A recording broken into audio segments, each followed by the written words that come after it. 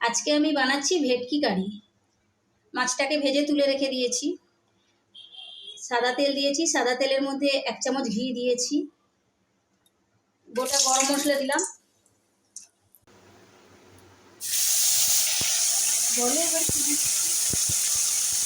দিলাম আদা বাটা, পেঁয়াজ বাটা, আদা পেঁয়াজ টমেটো কাঁচা লঙ্কা একসঙ্গে বেটে দিয়ে দিলাম, পরিমাণ মতন 1 চামচ হলুদ দিয়ে দিলাম, কাশ্মীরি লঙ্কার গুঁড়ো দিলাম,